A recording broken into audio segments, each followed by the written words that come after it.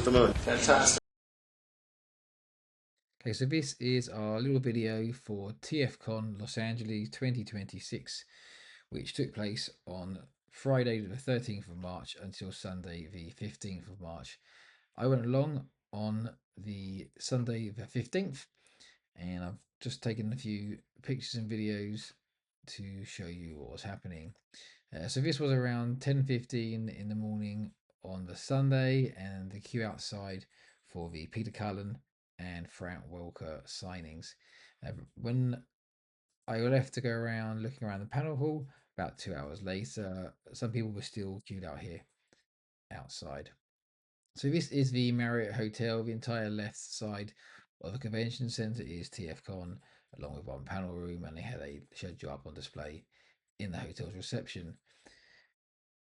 It was, as always, a very busy event. There's been some changes from the last time I went 2 years ago. Now the guests are on the outside, whereas previously that was sort of arts and crafts. That made more trader space inside, but it did mean that some of the areas for the guests were a little cramped. If you've been to TFNation, the dealer hall is a similar size. There's generally, this year at least, a lot of G1 as well as third party. I'd say probably a third of it was G1, a lot of Japanese, another third probably third party, and then the other third was a mixture of various different lines. So we're just going to flick through a few different slides, and then there's a couple of videos to show you around the hall. The Chosen Prime there, obviously in the Prime area of display, generally showing up the third party stuff. The one thing with TFCon Los Angeles is there is very little signage. In fact, there was no signage that I could find at all, actually, for TFCon itself, and no signage going to the panel room. Let's take a quick look around the trader hall. So we have the Chosen Prime. As soon as you come in, they have a giant stand as always, probably about a sixth of the entire trader area. Now this was quite early on a Sunday. It did get a bit busier later on, and obviously Saturday was much busier than on the Sunday. The outside of the hall, which was previously the guests, were arts and crafts, and there was some third-party displays going on as well. Obviously, Chosen Prime, the majority of their stand is third-party displays, and then they are selling third-party toys as well.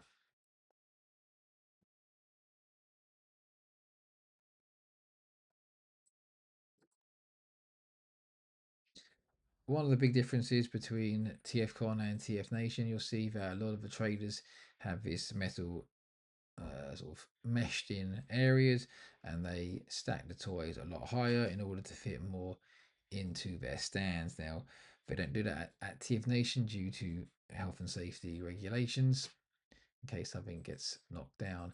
On the outside, we can see some of the arts and crafts. If you go to TFN, it's called the Forge.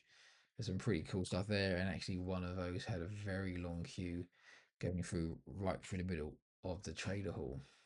Quite impressive to see people queuing up to get this fan made merchandise. A good selection of traders. It's been 2 years since I went to TFCon Los Angeles, and I would say there were probably more traders this year than I saw 2 years ago. A good variety of toys, lots of pre-Transformers, Generation 1, especially Japanese, but all the way up to modern era. You can tell some traders were very popular on Saturday as there was a lot of space left on their tables. At the end here is Scott Zillner. His RoboFest toy event takes place at the same location in the Marriott by Burbank Airport. To the right here is TF Source, obviously sponsor of Triple Takeover and one of the main three traders at the show. They have an entire section for themselves.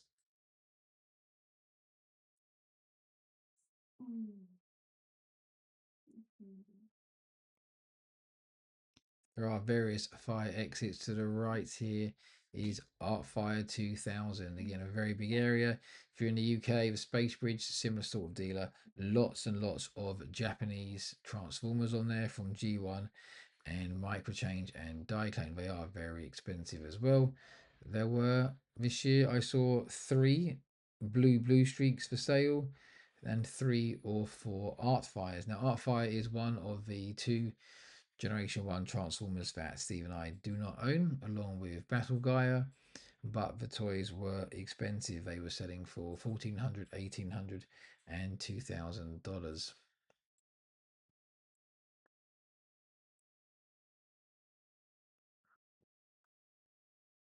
Tempting Toys, Tony Preday there on the right hand side, just by the entrance. Opposite Symbiote, who are selling their plush dinosaurs looking pretty cool. There were also toys for Cops, G.I. Joe, Zoids, Turtles. I saw one mask toy, Captain Power, and I saw some My Little Pony there as well. So in this video, we're taking a look at the walk between the main trader hall and the panel room this year. Outside the panel room is where we had the comic guests. So we enter the Marriott. That was the only sign that I saw at the event. That was for the card game. Nothing actually for TFCon itself. So if you were a first time person coming here, you may not necessarily know that the panel room was through this way. And you definitely wouldn't know that there were another 10 or so guests that you can go and get a signed from over here. This is actually the main reception area for the hall. Back there is the panel room, and then behind the main reception is where we have the comic guests for this year.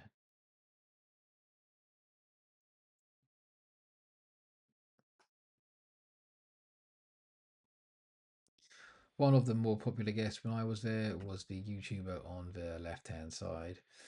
Yellow Part were there along with 3-0, so there was some officially licensed stuff on display as well. But the majority of the displays were the third party unofficial toys by the Chosen Prime, who are the primary sponsor of the event. So from here, we're going to take a look at various different static images I took from the show. Here's one of the Blue Bluestreaks that were available. Lots of Overlords and Japanese Transformers as well. Now, these are just certain things that took my eye, generally Japanese or color changes going through. Some loose VSX sets in there as well. Beast Wars Neo, Astro Man.